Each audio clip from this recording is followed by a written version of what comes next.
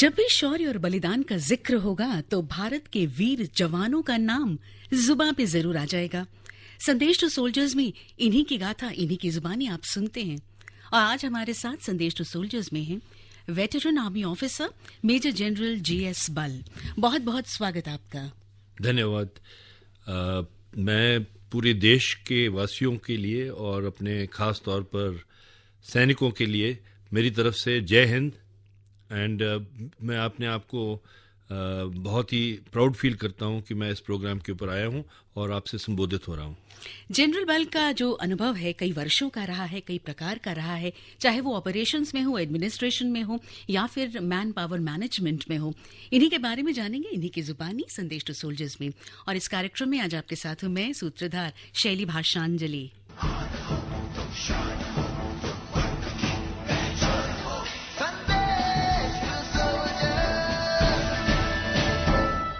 स्वागत आप सभी का संदेश टू सोल्जर्स में। और आज हमारे साथ हैं जनरल गुरपाल सिंह बल और आज हम इनसे बातचीत करेंगे क्योंकि ये सेवारत रहे 37 वर्षों तक इंडियन आर्मी में। सेना मेडल और विशिष्ट सेवा मेडल भी प्रदान किया गया इन्हें। और आप थर्ड जनरेशन, आप अपनी फैमिली के थर्ड जनरेशन हैं जो इंडियन आर्मी की सर्विस में हैं। तो एक तो बैकग्राउंड आपका था ही, लेकिन वो पर्सनल इंस्पिरेशन क्या था जिससे आप इस सर्विस में आ गए? तो जैसे कि आपने बताया that I am the third generation soldier, और मेरे इंस्पिरेशन मेरे पिताजी रहे हैं। उनको मैं यूनिफॉर्म में देखता था और उनका जो कार्य जो था, और जहाँ जहाँ वो जाते उनके पास मैं जा कर के मैं शेवुड कॉलेज में पढ़ता था, तो 2-3 महीने मेरे को जो विंटर वेकेशन मिलती थी तो मैं अपने पिताजी के पास जाता था। एक बारी गैंगटॉक गया जब उनकी पलटन वहाँ थी, उसके बाद गुवाहाटी एक बारी गया, एक बारी फिरोजपुर गया। तो ये सब मैंने जो फौज की जो कार्रवाई है, कैसे फौजी रहते हैं, क्या उनके इंस्पिरेशन है, तो उनको देखते देखते मैं बड़ा हुआ। तो ये इंस्पिरेशन थी मेरे लिए, और मैं और कुछ सोच नहीं सकता था कि मैं और कुछ करूं। तो मैंने इसलिए फौज ज्वाइन की। And today when you look back, आप किस तरह का एहसास आपके दिल में होता है? मैं तो यही कहता हूं कि अगर मेरे को दूसरा जन्म मिला तो मैं फौजी ही बनना चाहूंगा, और वो भी इंडियन आर्मी का। क्या बात है, बहुत खूबसूरत बात। यही खूबसूरत बात है, और दिल से बातें जो निकलती हैं आप तक पहुंचती हैं, क्योंकि जज्बा है देश प्रेम का। एक रेजिमेंट है जिसकी नाम और ख्याति बहुत है, द पूना हॉर्स या 17 हॉर्स। उसमें आप कमीशन्ड हुए एंड यू कमांडेड। तो इस नाम के अनुरूप अनुभव कैसे रहे आपके? पहले तो ये मैं बताना चाहता हूँ कि द पूना हॉर्स, जिसका दूसरा नाम है 17 हॉर्स, कॉमनवेल्थ में सबसे ज़्यादा अपनी ब्रेवरी के लिए जानी जाती है। इनके 200 साल ज़्यादा हिस्ट्री के अंदर 2 परमवीर चक्र मिले और 2 विक्टोरिया क्रॉस। तो एक रेजिमेंट में इतने ज़्यादा ऑनर्स एंड अवार्ड्स मिलना it's a unique thing for one regiment to have all this. तो क्योंकि मैं first in order of merit था, तो मेरे को अपनी चॉइस मिली, और मेरी चॉइस एक ही थी, द पूना हॉर्स। क्योंकि मैंने इसके बारे में इतना सुना था, इतनी हिस्ट्री इसके बारे में सुनी थी, तो मेरे दिमाग में एक ही रेजिमेंट आई। और मैं बहुत खुश नसीब हूँ कि जो मेरी चॉइस थी वो मेरे को मिली। क्या बात है। एंड ओवर द इयर्स उसकी जो ख्याति और बढ़ती गई, और उसमें और एक जिसको कहते हैं ना, एक बढ़ोतरी और चढ़ाव देखा गया। आपकी लाइफ के बारे में, आपके आर्मी करियर के बारे में जब हम पढ़ रहे थे और जान रहे थे, तो बहुत इंटरेस्टिंग और बहुत ही वेरिड, बहुत ही वास्ट एक्सपीरियंस मुझे दिखता है।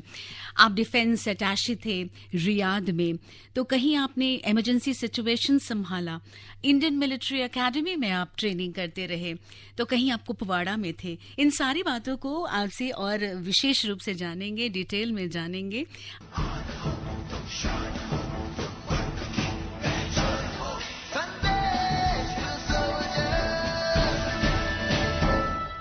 संदेश टू सोल्जर्स में आज हमारी बातचीत हो रही है जनरल बल से।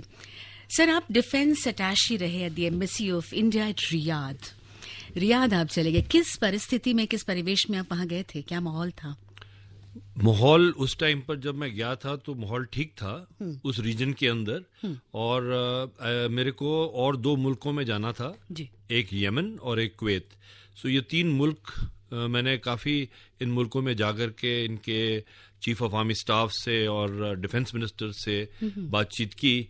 और पहले 1-2 साल में तो परिस्थिति ठीक थी, लेकिन उसके बाद इराक वॉर, जो आप जानते हैं, इराकी फ्रीडम जिसको हम बोलते हैं, वो लड़ाई छिड़ गई थी और मेरी एम्बेसी ने मेरे को कुवैत भेजा इस लड़ाई के जो पूरी की पूरी वेरवा लेने के लिए और रिपोर्ट करने के लिए कि किस तरह से ये लड़ाई चल रही है। तो इस विषय में मैं 2 से लेकर 3 महीने कुवैत में ही रहा और इसके बारे में बाकी डिफेंस अटैशी से पूछताछ करता रहा और उनसे मालूमात करता रहा कि भाई कैसे लड़ाई चल रही है, क्या हो रहा है, क्या नहीं हो रहा। और ये बहुत ही इंटरेस्टिंग फेज था मेरी जिंदगी के अंदर, क्योंकि मैं सोल्जर हूँ और मेरे सामने जो लड़ाई चल रही थी उसके बारे में मेरे को पता चला कि किस तरह से लड़ाई लड़ी गई और किस तरह से ये जीत हासिल की यूएस आर्मी ने, और ये सारी की सारी चीजें मेरे सामने। एब्सोल्युटली। जाहिर सी बात है कि आपकी फैमिली भी आपके साथ होगी उस वक्त। जी हाँ, मेरी फैमिली पूरी की पूरी मेरे साथ गई थी और मेरी वाइफ और 2 बच्चे थे मेरे। एक बड़ी लड़की मेरी यहाँ रहेगी थी क्योंकि कॉलेज एजुकेशन नहीं थी वहाँ पर, तो मेरी वाइफ और दोनों बच्चे मेरे साथ जब रियाद पहुंचे तो जैसे ही हम एयरपोर्ट के उतरे तो फर्स्ट कल्चरल शॉक मेरी वाइफ को सहना पड़ा, क्योंकि जो हमारे को रिसीव करने आए थे उन्होंने बोला कि देखिए यहाँ लेडीज जो हैं वो ऐसे चल फिर नहीं सकती हैं, उनको अबाया पहनना पड़ेगा। तो मेरी वाइफ एक खुली ख्यालात की लेडी है और पंजाब से बिलोंग करती है, जटनी है। तो वो उन्होंने कहा कि भाई ये मैं तो नहीं करूंगी। तो उनको बताया गया कि नहीं, इसके रीति रिवाज के मुताबिक चलना पड़ेगा। तो उनको बहुत ही इस बात के ऊपर अच्छा नहीं लगा, लेकिन anyway we went along with it because वहाँ कल्चर तो है ही। एब्सोल्युटली। तो उसके बाद चलते फिर 1 साल बीत गया और मेरी वाइफ यूज टू हो गई और इट बिकेम सो कन्वीनियंट कि अगर हम बाजार शॉपिंग के लिए जाना है तो जो भी कपड़े नीचे हों कोई क्या फर्क पड़ता है, ऊपर अबाया पहनो और गाड़ी में बैठो और जा करके किसी शॉपिंग मॉल में घूम घाम कर वापस आ जाओ। तो ये कल्चरल डिफरेंसेस तो काफी हमारे को देखने को मिली। और इसके अलावा जितने भी डिफेंस अटैचीज थे अलग अलग मुल्कों के, उनके घर में हम जाते, उनका कल्चर हम देखते, उनके रहन सहन हम देखते और उनके जो खाने जो वो पकवान बनाते थे और जो क्विजीन्स थी अलग अलग हमारे को टेस्ट करने को मिली। It was a very very enriching experience. I am sure. लेकिन एक फौजी के लिए कल्चरल शॉक जो होता है एक आम आदमी के लिए वो तो नहीं होता, लेकिन वो बहुत ही अच्छे से उसको अब्जॉर्ब कर लेते हैं, इंक्लूड कर लेते हैं, उसका एक हिस्सा बन जाते हैं। कौन सा हिस्सा आप वापस लेकर के आए वहां से? कौन सी वो खुशनुमा यादें या कुछ अच्छी सी बात वहां से लेकर के आए उनके उस कल्चर की? उस कल्चर की जो मेरे को अच्छा लगा उस कल्चर के बारे में, उनकी जो फैमिली टाइज हैं, जैसे हिंदुस्तान के अंदर फैमिली टाइज बहुत ही घनी है, तो वहां पर भी मैंने देखा कि बहुत ही घनी फैमिली टाइज हैं लोगों की और आपस में उनका बहुत प्रेम सद्भावना है। और खास तौर पर इंडियंस को वो एक अच्छी नज़र से देखते हैं और उनकी रिस्पेक्ट करते हैं, क्योंकि हमारे वहाँ पर इंडियंस जो हैं वाइट कॉलर जॉब्स में काफ़ी हैं। तो they respect Indians and I brought back very good memories, cultural memories of that place. Absolutely wonderful. आपने कहा अपने ट्रैवल एक्सपीरियंस के बारे में भी आपने कुछ बताया कि आप अपनी फैमिली को लेकर के ट्रैवल करके रियाद से कहीं और पहुंच गए थे। वो कहीं और कौन सा डेस्टिनेशन था? हाँ, वो मेरे लिए एक बहुत ही इंटरेस्टिंग पहलू था जी। एक दिन मैंने और मेरी वाइफ ने डिसाइड किया कि हम इतनी दूर आए हैं तो क्यों ना दुनिया की सैर की जाए। अच्छा। तो मैं अपने एम्बेसडर के पास गया कि भाई मैं बाई कार रियाद से लेकर सारी कंट्रीज को पार करता हुआ लिवरपूल इंग्लैंड में जा रहा हूँ, क्योंकि लिवरपूल मेरा एक खास दोस्त रहता है। अच्छा। तो मैंने लिवरपूल से फिर मैंने वापसी करनी थी। तो मेरे एम्बेसडर जब उन्होंने ये सुना तो उन्होंने कहा ये फौजी पागल है। तो एनीवे उनको मैंने कन्विंस किया, but he then became very he started envying me कि you are doing something like this which is not many people have the guts to do. So मैं और अपनी पूरी फैमिली लेकर के कार में बैठ गए और 2-2.5 महीने के लिए हम रियाद से निकले और country after country, countries like Syria, जो कि आज की तारीख में आप जा भी नहीं सकते वहां पर। तो कंट्रीज लाइक सीरिया, टर्की और जितने भी ये मुल्क हैं हमने देखते हुए गए। और खास बात यह है कि जो बाय रोड जाने का मजा ही अलग है, क्योंकि भाई जब आप रोड जाते हो तो आप लोगों को नज़दीकी से देखते हो, Right. उनका कल्चर देखते हो, उनका खाने पीने का, रहन सहन का अंदाज़ा देखते हो, क्या वो खाते हैं, क्या वो पीते हैं, वो सब चीज़ें आप you kind of witness those things and you really enjoy your trip. So 2.5 महीने के लिए my family and I, we traveled and we saw this wonderful trip that we had. We saw Europe and we saw large parts of Asia. Very interesting. आपने जिस पागलपन की बात कही है ना, उसे शायद हम लोग जुनून कहते हैं, जो हमारे जवानों में होता है, फौजियों में होता है. और वही देश प्रेम का जज्बा जो है, जो हर क्षेत्र में उतर करके चला आता है. तभी तो आपने वो हिम्मत, वो दाद रखी कि भाई चले गए रियाद से लिवरपूल. All right. हमारे साथ जो लोग जुड़ रहे हैं वो आपको सलाम कर रहे हैं. ये मसूरी से आशीष वर्मा जुड़ रहे हैं और कह रहे हैं कि फ़ौज को नज़दीक से देखने का अवसर मिला कश्मीर में और आपको सैल्यूट कर रहे हैं. ये मैसेज आया है शंकर लोधका द्वारका से, and he is really liking, is listening to you, your voice and your views. And वो कह रहे हैं कि selfless service towards the nation रहता है, इसलिए you all live in our hearts always. धन्यवाद. Very nice of him to say that. Absolutely. आप इंडियन मिलिट्री एकेडमी में आपका बड़ा ही क्लोज एसोसिएशन रहा. You were the deputy commandant of IMA, जहाँ पे ट्रेनिंग होती है यंग ऑफिसर्स की, and it's a very very important task. बहुत सेटिस्फैक्शन मिलता होगा, लेकिन कठिन भी होगा. कठिन से ज्यादा सेटिस्फेक्शन ज्यादा मिलता है. कठिन तो हर चीज, हर कार्य जो जिंदगी में होता है, संघर्ष होता है, और वो हम करना, फौजी जो है, it is part of your life. मैं 2 टेन्योर काट चुका हूँ IMA के अंदर. एक तो as a young major, that time I was also training students, और 11वीं 12वीं ग्रेजुएशन पार करने के बाद या NDA से जितने भी स्टूडेंट्स हैं वो आते हैं IMA में ट्रेनिंग के लिए. एज अ डिप्टी कमांडेंट भी मेरा यही काम था. और मेन जो मुद्दा IMA में है और main aim of the Indian military academy is to shape these youngsters who come, उनको शेप करके उनको जूनियर लीडर्स बनाना, ताकि वो लड़ाई के लिए तैयार हों. So that they, and if you see Kargil war and all these wars that have been fought, our youngsters have really acquitted themselves with bravery. काफी मजबूती के साथ और उन्होंने लड़ाई लड़ी है और काफी नाम कमाया इंडियन आर्मी के लिए. So I salute these youngsters and I am proud of the fact कि मैं वहाँ पर मौजूद था इन बच्चों को ट्रेन करने में और उनको जूनियर लीडर्स बनाने के लिए, ताकि वो यंग लेफ्टिनेंट्स और कैप्टन्स बन करके फौज के अंदर जाएं. और उनके अचीवमेंट्स और माइलस्टोन्स पर आपकी नजर होती होगी, जो आपके स्टूडेंट्स, ट्रेन स्टूडेंट्स होते हैं. All right.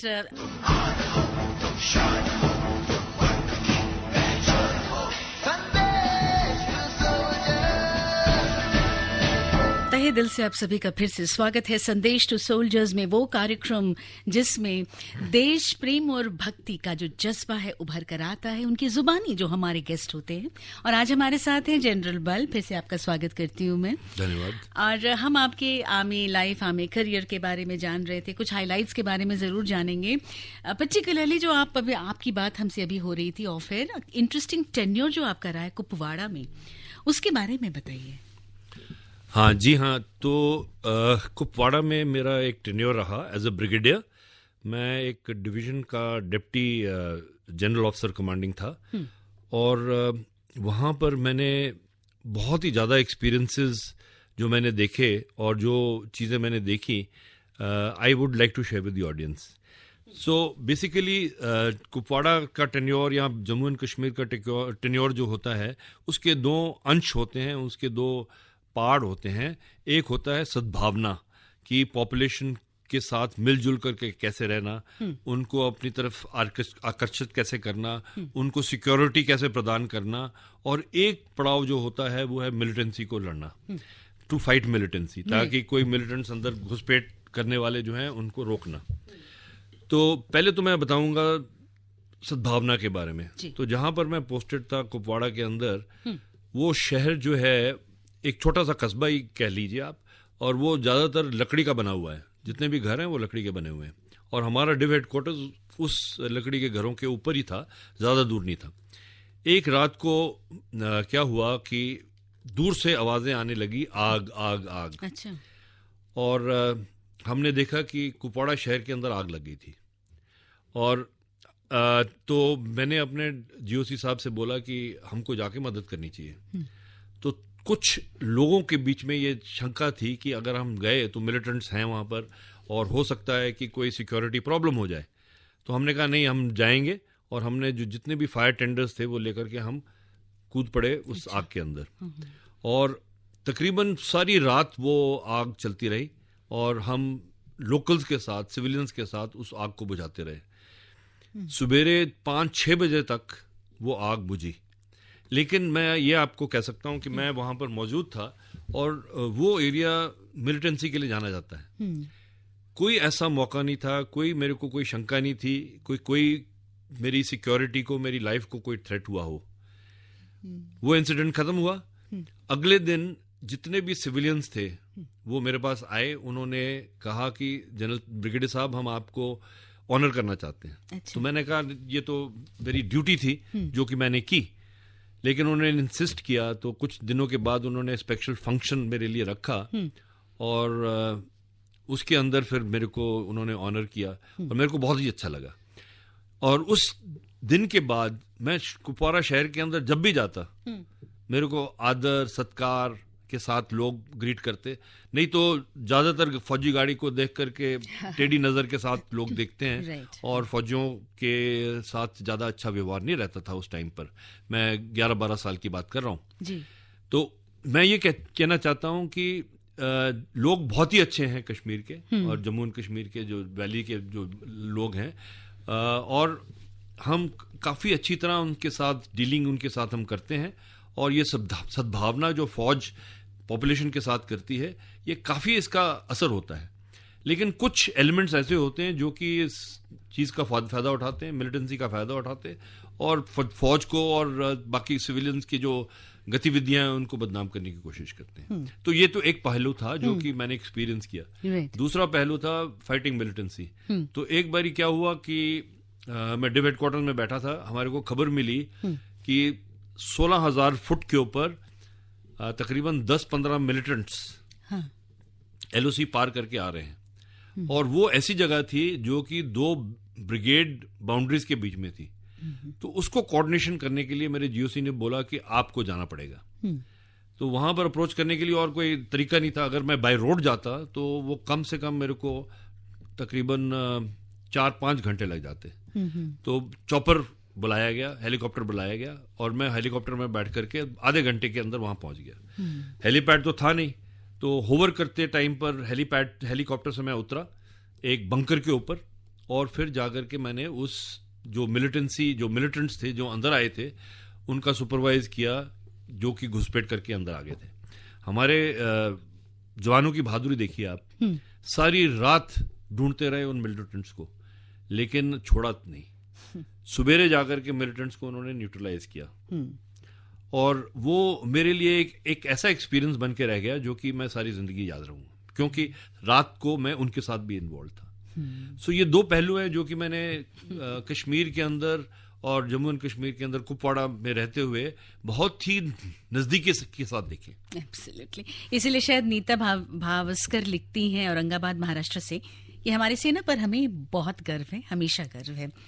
और महबूब हसन लिखते हैं उन्नाव यूपी से कि मेरा सपना था कि मैं अपने देश के जवानों को देखूं कि वो कैसे हैं, क्या करते हैं।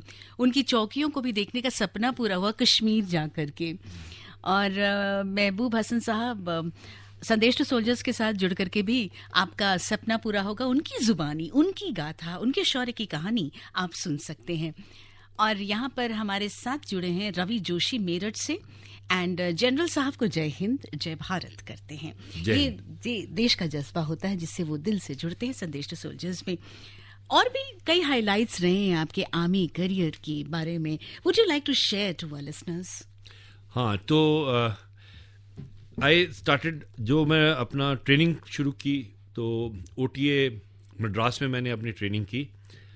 और वहाँ पर I was first in order of merit. अपने कोर्स में 365 कैडेट्स थे, उनमें मैं first in order of merit मिला, मेरे को प्रदान हुआ, और जिसकी वजह से मेरे को अपनी रेजिमेंट जो कि पूना हाउस मिली। इसके साथ साथ जैसे ही मैं फौज के अंदर आया और ट्रेनिंग मैंने करनी शुरू की, उसके बाद गेम्स स्पोर्ट्स के अंदर मेरी काफ़ी रुचि थी।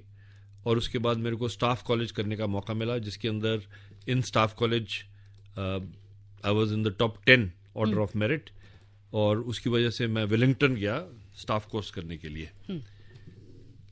मैं खुशकिस्मत था कि मैं डेकोरेटेड रेजिमेंट, सबसे decorated regiment, one of the most decorated regiments in Indian army को मेरे को कमांड मिली, द पूना हॉर्स। मेरी बहुत फख्र की बात है। In fact that was the highlight of my, मेरा सपना था कि और कुछ हो ना हो, मैं इस रेजिमेंट की कमांड जरूर करूंगा, क्योंकि जिस रेजिमेंट में आप पैदा होते हो, जिस रेजिमेंट में आप कमीशन होते हो, हर फौजी का ये सपना होता है कि चाहे बाद में जनरल बन जाओ या कुछ भी बन जाओ, लेकिन उस रेजिमेंट को कमांड करना जो है बहुत जरूरी होता है, और वो सपना होता है हर फौजी का। तो मैं ये कह सकता हूँ कि मैं खुशकिस्मत हूँ कि जिस रेजिमेंट में मैं कमीशन हुआ, उसी रेजिमेंट को मेरे को कमांड करने का मौका मिला। और बिलासपुर के मुनीश इदरीसी लिखते हैं कि आपके किस्से सुनकर बहुत अच्छा लग रहा है। आपने अपनी जान की परवाह किए बगैर देशवासियों की रक्षा की है।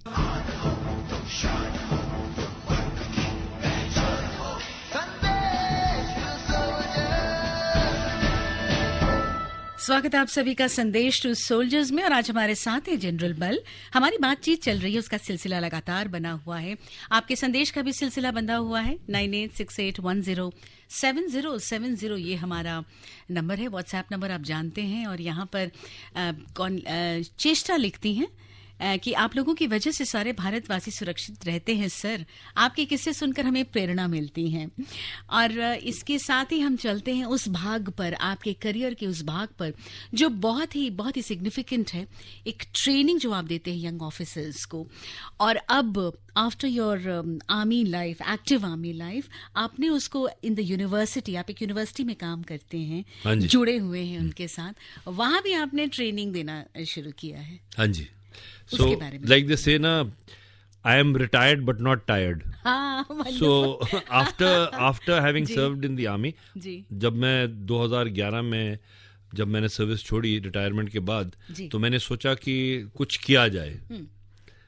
घर पे बैठ करके ना काम करना और कोई कुछ ना करना तो मेरे लिए ठीक नहीं था।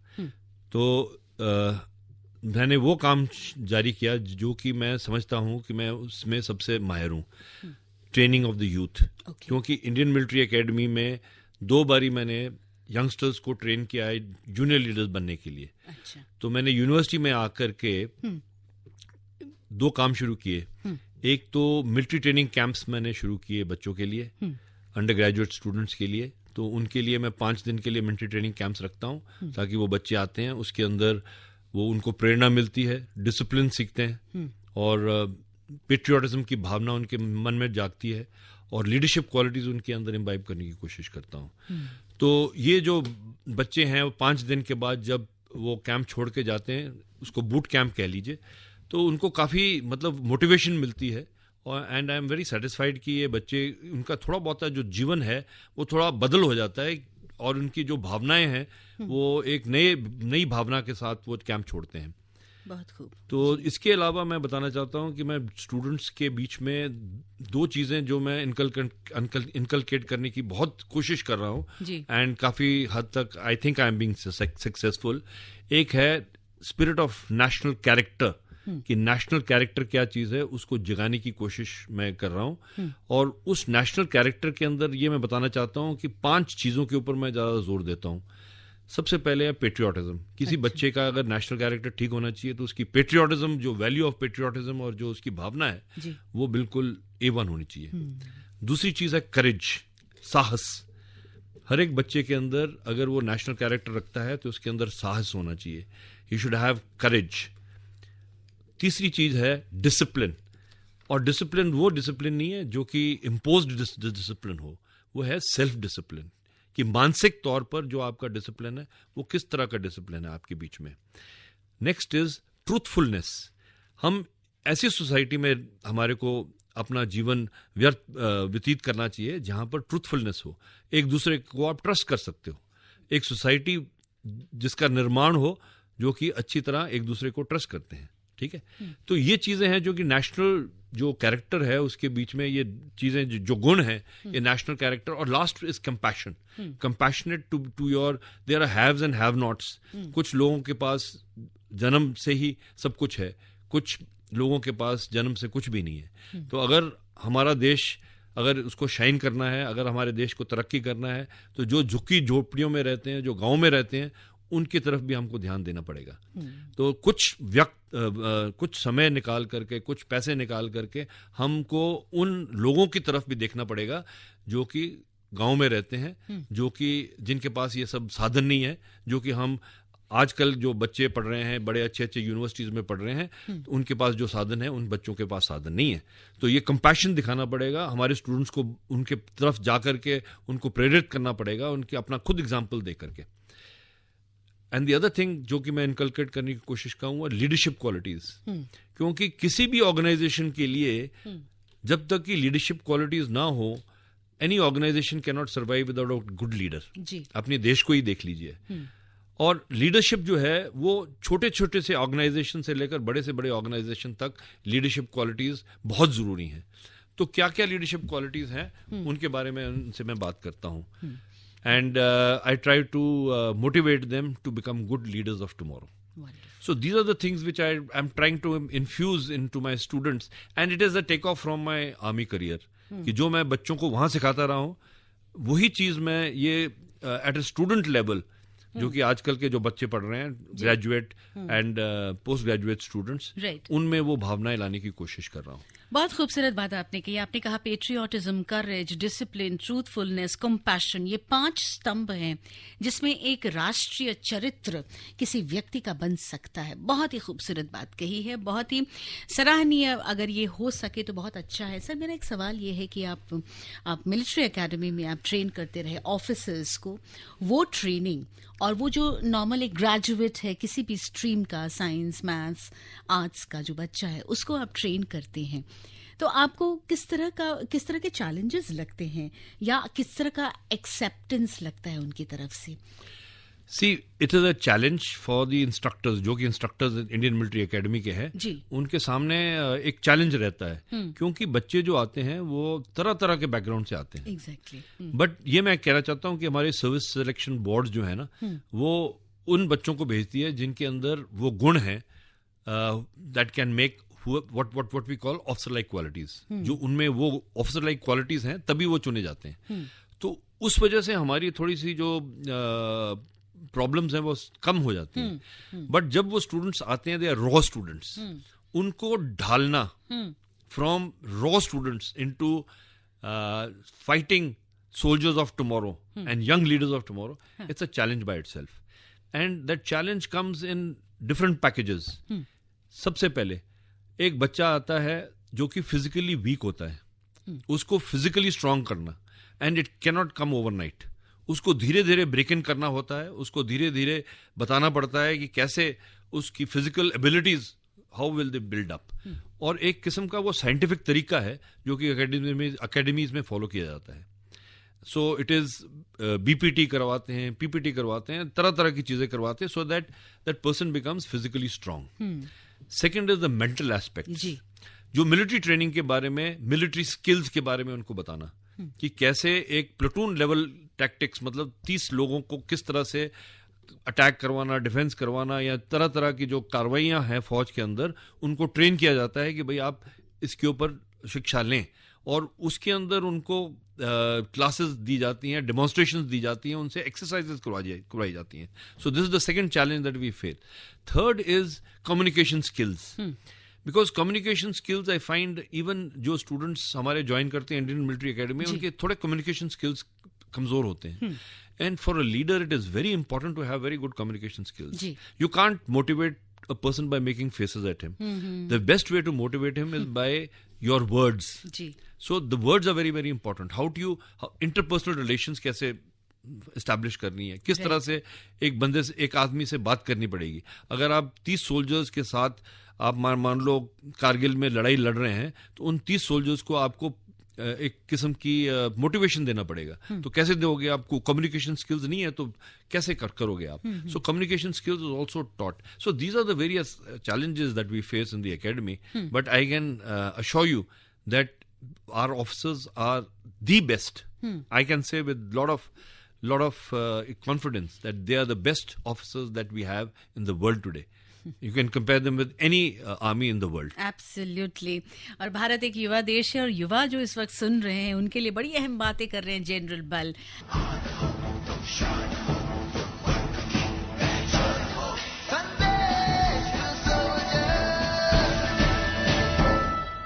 आप सुन रहे हैं संदेश टू सोल्जर्स, और संदेश टू सोल्जर्स में आए हमारे जो गेस्ट होते हैं उनकी गाथा से गुथा बुना है संदेश टू सोल्जर्स। साथ ही विचार, संदेश, भावनाएं, जज्बा जो हमारे देशवासियों का है, हमारे लिसनर्स का है, वो भी हम तक पहुंचता है लगातार। अनुपा धूर्वे लिखती हैं, छत्तीसगढ़ से सर जी को जय हिंद, और ये कार्यक्रम अपने देश को विश्व पटल पर सबसे आगे ले जाने की प्रेरणा देता है और बहुत रोचक लग रही हैं। जय भारत, जय हिंद, ये सब कहती हैं। बहुत अच्छा लगता है when the listeners and the people across the country listen and join in. आपने बहुत सारी बातें अभी पिछले कट में आपने बताई कि वो जो 5 स्तंभ होते हैं उसमें कंपैशन पे मेरी नजर ठहर गई जब आपसे बात हो रही थी। आपने अपने जीवन में इसे उतारा है, उसके बारे में हम जानना चाहेंगे। हाँ, तो एक्चुअली कंपैशन के बारे में आप जब बात करें, I always believe that you must give back to society. जब आपका मौका, जब आप यंग होते हो, आप बच्चे पैदा करते हो, पालते हो, and then you are interested in getting them jobs and so on and so forth, and then you settle down in life in your retirement. ये समय होता है कि where you can give back to society. Because that is the time that you have fulfilled all your dreams, you have fulfilled all your what you have to do in life, and you have settled your children. So then you can give back to society. And मैं तो नहीं कहूँगा कि ये initiative मेरा था, but मेरे पिताजी और मेरे ताऊ जी ने एक स्कूल शुरू किया था गांव के अंदर। 1000 बच्चे पढ़ते हैं उस स्कूल के अंदर, और वो स्कूल जो है वो हम चलाते हैं लोगों की मदद से और बिल्कुल ही कम फीस चार्ज करने के ऊपर। और वो इंग्लिश मीडियम स्कूल है, गांव के बीच में है। अच्छा। लेकिन इंग्लिश मीडियम स्कूल है। अच्छा। और उसकी देखरेख मैं पिछले 9 साल से कर रहा हूँ। और मैं ये कह सकता हूँ कि जब मैं उस स्कूल का प्रेसिडेंट बना मेरे पिताजी के देहांत के बाद, तो बच्चों को बिल्कुल अंग्रेजी बोलनी नहीं आती थी, पंजाबी में बात करते थे। तो मैंने वहां पर एक रूल कायम किया कि जो भी बच्चा पंजाबी में बोलेगा उसको मैं फाइन कर दूंगा। तो धीरे धीरे गांव के स्कूल में, अचंभे की बात है कि गांव के स्कूल ने बच्चों ने अंग्रेजी में बात करनी शुरू की। और ये नहीं मैं कह रहा कि अंग्रेजी हमारी भाषा है, लेकिन ये एम्प्लॉयमेंट जो है वो अंग्रेजी के साथ जुड़ी हुई है। आईलेट्स जो बच्चे करते हैं वो भी अंग्रेजी के साथ जुड़े हुए हैं। तो ये जरूरी है, क्योंकि पंजाबी तो हम घर पे बोलते हैं, वो तो हम ये मातृभाषा है, लेकिन स्किल्स जो हम अपनाते हैं, language skills are very important. तो ये मेरी उपलब्धि रही है। तो ये 1000 बच्चे मेरी देखरेख में पढ़ रहे हैं, और उनको भी मैं जाकर के मोटिवेट करता रहता हूँ। ये चीजें जो मैंने आपको बताई हैं, इन चीजों के बारे में उनको बताता हूँ कि कैसे अच्छे नागरिक बनो आप, what is all patriotism all about, leadership qualities क्या होती हैं। तो ये उनको प्रेरणा मिलती है, and I hope that it will make a difference in their lives and they will become successful and stand to the aspirations of their parents and to the nation, and they become good citizens of tomorrow. Absolutely. और हमारी शुभकामनाएं भी इस आपके इस initiative से, इस प्रयास से जुड़ी हुई है, और ढेरों शुभकामनाएं आपके इस प्रयास के लिए। और इतनी सारी आपने बातें कही। इनफैक्ट हमारे पास ना एक मैसेज आया है प्रदीप सिन्हा रे का। ये कह रहे हैं कि ये प्रोग्राम सुन रहे हैं from Faridpur, Bangladesh, via news on AIR app. हमारा एक ऐप है जिसमें हमारे देश नहीं विदेशों में भी हमें सुना जाता है। And he saying that I'd like to express my gratitude and thanks to the great Indian army for fighting all the enemies, एंड जो भी आपका जो हमारी सुरक्षा के निहित हमारे जो फौजी करते हैं उसके लिए धन्यवाद। और आपको मैं धन्यवाद करना चाहती हूँ जनरल बल कि आप आए और इतनी अच्छी बातें आपने हमारे साथ शेयर की। जय हिंद। जय हिंद। धन्यवाद मैं आपको करना चाहता हूँ कि आपने मेरे को ये अपॉर्चुनिटी दी ताकि मैं देश से और अपने देशवासियों से और सोल्जर से मैं बात कर चुका हूँ। Thank you very much. जय हिंद।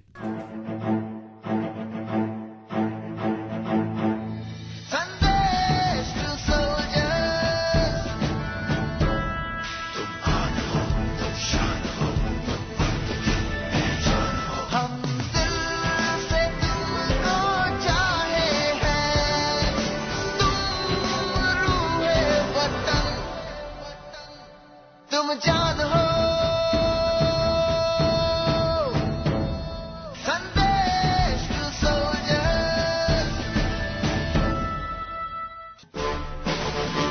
अभी आप सुन रहे थे हमारा विशेष कार्यक्रम संदेश टू सोल्जर्स। ये कार्यक्रम आकाशवाणी के दिल्ली केंद्र से प्रसारित किया गया।